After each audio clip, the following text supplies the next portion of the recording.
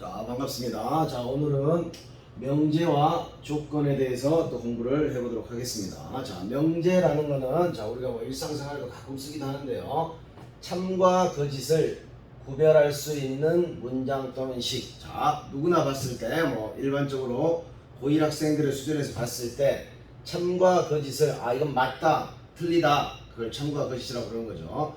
맞다, 틀리다를 구별할 수 있는 문장 또는 식을 명제라고 부르는데, 자, 예를 들면 이는 소수이다. 자, 이런 문장을 봤을 때 뭐 이가 소수인지 아닌지 모르는 학생들은 뭐 판단할 수 없겠지만 일반적으로 고1 수준에서 이가 소수란 것 정도는 알 수 있다. 그래서 얘는 참이다. 그래서 얘는 참인 명제 이렇게 부릅니다. 참인 명제. 자, 근데 이제 학생들이 좀 힘들어하는 게 좀 거짓이 나왔을 경우 거짓이, 자, 이는 뭐 이렇게 홀수이다. 그래서 순간적으로 거짓이기 때문에 명제가 아니라고 할 수 있는데, 자, 이런 애는 그냥 편의상 명제는 명제야, 거짓임이 확실하니까 이럴 때 거짓임 명제 이렇게 볼 수가 있겠죠. 자, 그럼 이제 이런 명제를 부정하는 방법이 있습니다. 부정. 이런 명제를, 자, 부정, 즉 거의 반대되는 의미를 써보겠다 이런 얘기야. 자, 보통 명제를 표현할 때 P, Q, R 이렇게 씁니다. 자, P라는 명제, Q라는 명제, 그래서 알파벳을 명제 쪽에서는 P, Q, R을 사용을 해. 그래서 어떤 명제를 부정할 때 P의 부정을, 자, P의 부정을 하는 방법을 기호로는 물결치고 읽을 때는 not P라고 있습니다. not P, 즉 P가 아니다 이런 뜻이겠죠. 그러니까 여기는 저 P를 부정한 not P는 이는 소수이다가 소수가 아니다 이렇게 하면 문장의 의미가 반대가 되겠죠. 자, 이렇게 부정하는 방법, not P라는 기호를 쓴다. 뭐 not Q도 마찬가지겠지. not Q면 이는 홀수가 아니다. 자, 그 다음에 부정했던 거를 다시 부정하면 다시 원래대로 돌아오겠지. 뭐 이 정도로 생각할 수 있을 것 같고요. 자, 이런 명제와 달리, 자, 조건이라는 게 있는데, 자, 조건이라는 거는 미지수를 포함한 문장 또는 식이야. 일단 기본 전제가 미지수를 꼭 가지고 있다고. 미지수를 포함한 문장 또는 식이야. 자, 그러니까 예를 들면 하나 예를 들어볼까요? 자, 조건은 미지수를 뭐 x를 포함하고 있을 때 px라고 쓰기도 하고, 그냥 시간이 지나서 이제 조건이 익숙해지면 똑같이 명제처럼 pq라고 써도 괜찮아요. 자, p는, 자, x는 4의 약수이다. 자, 이런 문장이 있다고 합시다. 자, x는 4의 약수이다라는 이런 문장이 있는데, 저 x가 뭔지를 모르기 때문에 얘는 참이다 거짓이다 이렇게 구별이 안 된다는 얘기지. 자, 현재 조건은 미지수를 포함한 문장 또는 식으로서 현재로서는 참과 거짓을 구별할 수 없지만 어떤 전체 집합 속에 주어진 구체적인 숫자들을, 자, x에다 대입을 할 때, 자, x에다 1을 대입하면 1은 4의 약수이다니까 참이 되겠죠. 자, x에다 또 2를 대입하면 2도 4의 약수니까 참이 될 거고, x에다 3을 대입하면 이때는 거짓이 되겠지. x에다 4를 대입하면 참이 되고, 나머지 것들이 우리가 알고 있잖아. x가 4의 약수가 되려면 1, 2, 4밖에 없다는 거를. 그죠? 자, 그래서 어떤 미지수를 포함한 문장 또는 식인데, 구체적으로 그 미지수의 어떤 전체 집합 속의 원소를 대입하면 그때 비로소 참과 거짓이 구별된다는 얘기지. 즉 명제가 되는 그런 조건을 추가한 문장 또는 식을 조건이라고 부릅니다. 즉 구체적인 미지수의 구체적인 숫자를 대입하면 비로소 참과 거짓이 구별되는 문장 또는 식 이렇게 받아들이시면 되고, 자, 그때 그 명제를 참이 되게 하는 애들 모아서 이렇게 집합 기호안에 쓰고, 수학자들이 이런 집합은 저 조건을 참이 되게 하는 집합이니까 이름을 진리 집합이다. 뭐 진리 약간 뭐 종교적인 용어 같지만 어쨌든 참인 집합이다 이런 의미로 진리 집합을 잘 생각을 하셔야 돼. 자, 그래서 조건이 주어지면 앞으로 우리는 습관적으로 그런 조건, 그 미지수를 포함한 조건, 문장 또는 식이 뭐를 대입하면 참이 되는지 그걸 찾아서 진리 집합을 먼저 찾는 습관을 들여야겠다 이렇게 볼 수가 있겠죠. 마찬가지로 조건의 부정도 낫을 해주면 됩니다. 조건의 부정도 낫을 해주면 되는데, 자, 이런 조건이 있다고 합시다. P 또는 Q라는 이런 조건이 있다면, 보통 조건이 나타나면 항상 제일 먼저 떠올려야 할 용어가 진리 집합, 참이 되게 하는 숫자가 무엇일까? 그걸 반드시 생각하셔야 하는데, 이런 P라는 조건의 진리집합을 편의상 대문자 P라고 쓰고요. Q라는 집합의 진리집합을 대문자 Q라고 이렇게 쓸 거야. 그럼 P 또는 Q라는 거는 집합으로 따지면 합집합이 되겠지. 자, 그래서 이런 명제를 부정을 하겠다는 얘기는 집합에서는 부정의 개념이 반대의 개념이 여집합이 되겠죠. 자, 이렇게 기호로 쓴다면 얘는 납P가 될 거고 납Q가 될 건데 얘가 뭘로 바뀌어? P가 아닙니다. 합집합의 반대가 교집합이었죠. 그래서 Q의 여집합이 되는 관계로 자 얘도 또는의 반대 개념인 그리고로 바뀐다. 이렇게 이해를 하시면 돼. 그러니까 그리고를 부정한 뭐가 되겠어? 이렇게 해볼까? P 그리고 자 Q 자 이런 걸 부정한다는 얘기는 얘는 납P 이거나 또는 납Q 이렇게 된다는 얘기죠. 자, 구체니까 이거를 집합으로 이해하시면 쉬워. 집합에서도 여집합의 개념을 할 때 우리가 드모르간의 법칙을 할 때 합집합의 반대 개념은 교집합으로 이해하자 그랬었고 교집합의 반대 개념은 합집합으로 이해하자 그랬었죠. 그러니까 예를 들면 이런 거야. 우리가 주로 이 그리고라고 쓰는 표현은 x값을 표현할 때 부등식에서 자 x가 1보다 크거나 같고 2보다 작다. 이게 뭐냐면 x는 1보다 크고 이렇게 하잖아. 크거나가 아니고 크고 그리고 크다. 그리고 그 x는 2보다 작다를 줄여서 우리가 저렇게 숫자로 쓰는 거잖아. 그러니까 이런 조건, 여기 미지수는 x를 포함하고 있으니까 조건이라고 볼 수 있겠지. 이런 조건을 부정한다라면 자 1보다 크거나 같다는 뭐가 되겠어? x는 1보다 작거나 같고까지 괜찮겠지. 같고는 들어가 있으니까 여기가 잘못 썼네. 여기가 크거나 같고 x는 1보다 크거나 같고죠. 그리고 2보다 작다지. 2보다 작다. 자 그러니까 여기는 크거나 같다의 반대말은 작고겠지. x는 1보다 작고 그지? 그 다음에 또는 이번에는 이제 그리고였던 이 그리고가 또는으로 바뀐 거야. 2보다 작자니까 그런 x는 2보다 작다의 반대말은 클 수도 있지만 같을 수도 있겠죠. 그래서 크거나 같다 이렇게 써주시면 될 것 같아. 자 그래서 이걸 구체적인 식으로 쓴다라면 이걸 식으로 쓰면 x는 1보다 작거나 이렇게 되겠죠. 작거나 또는 이렇게 되겠죠. x가 1보다 작거나 또는 x는 2보다 크거나 같다. 그래서 우리가 수학상에서 배운 부등식의 개념으로 보시면 바깥 부분, 반대 부분이 여집합의 개념이야. 이 부분은 포함을 하시고 얘는 포함을 안 한 상태인데 요거의 반대쪽은 당연히 뭐가 돼? 이쪽으로 가겠죠. 이쪽. 그 다음에 여기는 색깔이 안 칠해서 여기도 포함시켜서 이쪽으로 가는 얘를 식으로 표현한 게 바로 이런 표현이 된다. 이렇게 바라볼 수가 있겠죠. 그래서 조건의 부정 잘 생각하시고요. 자, 그 다음에 이제 가장 중요한 거는 우리가 지금 현재 1학년에서는 명제의 개념은 명제의 정의는 그렇게 어렵지 않지만 조건의 개념이 좀 길지. 그래서 미지수를 포함한 문장 또는 식으로서 그 미지수에 구체적인 숫자를 대입했을 때 참과 거짓이 구별되는 그런 문장 또는 식을 조건이라고 부르는데 그 조건을 가지고 수학자들이 명제를 만들어야 됩니다. 그거를 조건으로 제목을 보시면 소제목들이 조건으로 이루어진 명제 이런 표현을 씁니다. 자, 조건으로 이루어진 명제라는 건 뭐냐면 조건 두 개를 연결을 시키는 거야. 아까 예를 들었던 x는 4의 약수이다.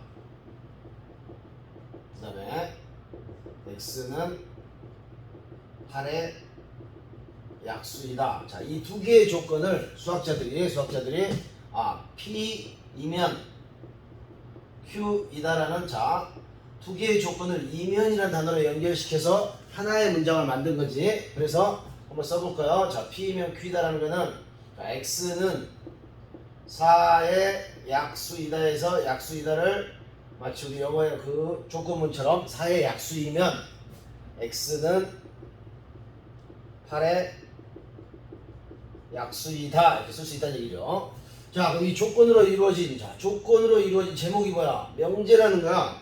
조건 두 개를 이면이란 단어로 연결시키면 무조건 조건이란 말이 들어가 있거든요. 반드시 얘는 명제가 된다. 즉 참과 거짓이 구별이 된다는 얘기야. 선생님 지금 방금 연결한 이 문장을 한번 읽어볼까? x가 4의 약수가 될 수 있는 진리집합을 생각하면 1, 2, 4가 되겠지. 그 1, 2, 4는 8의 약수가 되네. 그죠? 8의 약수가 된다. 이럴 때 얘는 참과 거짓이 구별이 된다는 얘기야. 그래서 참인 명제가 되겠지. 이걸 뒤집어 보면 x는 8의 약수이면 x는 4의 약수이다. 자, 문장을 이렇게 써보면, 자, 이번에 이게 이제 q이면 p다로 쓰고 있으면 q이면 p다 이렇게 새로운 또 조건으로 이루어진 명제를 만들면 8의 약수가 다 4의 약수가 되는 건 아니잖아. 그래서 여기에 있는 뭐 8이라는 놈이 이쪽에 해당되지 않겠지. 그래서 얘는 이번에는 거짓이 된다는 걸 알 수가 있겠죠. 그래서 어쨌든 조건 두 개를 이면이란 단어로 연결시켜서 P이면 Q이다의 꼴로 나타내면 반드시 참과 거짓이 구별이 된다. 그런 애들을 조건으로 이루어진 명제라고 부른다. 이런 얘기야. 자, 그랬을 때 앞쪽에 뭐뭐 이면에 해당되는 이 조건을 가정이라고 부릅니다. 가정. 그 다음에 이 뒤쪽에 있는 조건을 결론이라고 부르죠. 결론. 가서 가정과 결론으로 하나의 조건을 가정에 하나의 조건을 결론의 자리에 연결시킨 P이면 Q이다라는 것을 우리는 조건으로 이루어진 명제라고 부르고 반드시 명제가 된다는 얘기야. 참 거짓. 그래서 그거를 또 귀찮잖아. 그래서 또 기호화합니다. 이렇게 P면 Q이다. 기호를 이렇게. 자, 화살표를 쓰면, 그래서 화살표는 함부로 쓰면 안 돼. 이거는 이면이란 단어를 기호화한 거니까 P면 Q이다 이렇게 되고요. 자, 그 다음에 이제 또 하나 이렇게 P면 Q이다가 되는데 P면 Q가 얘는 참이잖아. 그러면 P면 Q라는 이런 명제가 있는 게 참일 때는 또 새로운 기호 밑에다 화살표를 한 줄 더 그어주고 저 두 줄 화살표가 들어가면 이거의 의미는 P면 Q이다라는 Q의 이런 명제가 참이다를 의미하는 기호로 사용하겠다 이렇게 약속한 거야. 자, 첫 번째 기호 P 화살표 Q는 읽으실 때 P면 Q이다. P 그리고 화살표 두 줄짜리가 가면 얘는 P면 Q다라는 명제가 참이구나 이걸 의미하는 거야. 자, 그러면 이제 우리가 이런 조건으로 이루어진 명제의 참거짓을 판단해야 되는데, 자, 쌤이 뭐라고 조건이 나오면 진리집합을 쓰라고 그랬지. 자, 여기는 진리집합이 1, 2, 4야. 가정의 진리집합 1, 2, 4. 그 다음에 결론의 진리집합은 8의 약수니까 1, 2, 4, 8이겠지. 그래서 여기 있는 애들이면 여기 있는 애들이다 이런 뜻이잖아. 그러니까 여기 있는 애들이 여기에 다 들어있으면, 즉 우리 앞에서 배웠잖아. 이 집합 가정의 진리집합이 결론의 진리집합에 볼 때 부분 집합이 되면, 즉 여기 있는 애들이 여기에 다 포함되면 그때 비로소 참이 된다. 이 말은 진리집합을 따졌을 때, 자, 얘를 대문자 P, 얘를 대문자 Q라고 일반적으로 쓴다 그랬죠. 그래서 이런 상태가 되면 저 P면 Q가 참이고, 이 말은 이 말과 똑같은 의미가 된다 이런 얘기야. 자, 이번에는 여기는 또 마찬가지로 1, 2, 4, 8이 진리집합이 되겠지. 자, Q의 진리집합은 똑같이 1, 2, 4, 8이고 P의 진리집합, 결론의 진리집합 1, 2, 4인데 이거이면 이거이다가 돼야 되는데 1, 2, 4는 이거이면 이게 되는 거죠. 자, 근데 여기 있는 8은 안 된다는 얘기야. 그러니까 이 8은 이 명제를 거짓으로 만들어주는 어떤 하나의 예가 되는 거지. 예. example. 예, 알죠? 자, 근데 그 예를 우리는 이렇게 이름 부릅니다. 발음이 좀 어렵긴 한데요. 반대되는 예다. 그래서 한글로는 리을 예라고 쓰고 읽을 때는 발예, 여러분 편하게 읽어. 발예 이렇게 읽습니다. 그래서 이 어떤 명제가 거짓임을 보여주는 예, 이 발예를 찾는 게 아주 중요한데, 봤더니 이 발예라는 집합이 어때? 자, Q라는 집합이 이렇게 있고 P라는 집합이 이렇게 있는데 1, 2, 4는 같이 가지고 있지만 이 8이 이쪽에 있다고. 그러니까 이쪽에 있는 애들은 이쪽에는 속하지만 이쪽에 안 속하지. 그런 애들이 발레라는 거예요. 발레의 집합은, 자, 아주 중요합니다. 발레의 집합은 발레를 찾으려면 우리 반드시 어디서 찾아야 된다? 앞에서 배웠죠? 차집합에서 찾아야 된다. 차집합이 바로 발레의 집합이다. 즉 가정에는 속하면서 결론에 들지 않는 그런 예들을 머릿속에서 생각할 수 있어야 된다 이런 얘기야. 아주 중요한 얘기입니다. 자, 이렇게 해서 이제 조건으로 이룬 명제 참거짓 판단하는 방법은 가정의 진리집합, 결론의 진리집합을 찾아서 포함 관계가 형성이 되면, 성립이 되면 그 명제는 참이 되고, 그렇지 않는 놈들이 있으면 거짓이 된다. 그래서 우리는 앞으로 이제 어떤 명제가 참인가 알고 싶어. 근데 참인 것 같긴 한데 알 수가 없잖아. 그럴 때 혹시 그 가정에는 포함되지만 결론에는 포함되지 않는 그런 예들이 떠오를 수 있다면 그런 애들은 반드시 그런 명제는 거짓인 명제라고 우리가 결론을 지을 수 있다 이렇게 보시면 되겠고, 자, 그 다음에 이제 우리가 또 알아볼 거는, 자, 모든이나 또는 어떤이란 단어를 포함한 좀 극단적이잖아. 모든 어떤을 포함한 명제에 대해서 생각을 해보려 하고요. 자, 이것들의 이제 부정을 생각해 보려고. 부정. 자, 모든이나 어떤을 포함한 명제라는 거는 자, 모든 실수 x에 대하여 예를 하나 들어볼게요. 자, 얘도 예를 하나 들게요. 자, 예를 하나 들어보면 우리 자주 보죠. 모든 실수 x에 대하여 이런 표현 보잖아. 모든 실수 x에 대하여 x의 제곱이 0보다 크거나 같다. 자, 이런 문장이 있다고 해봅시다.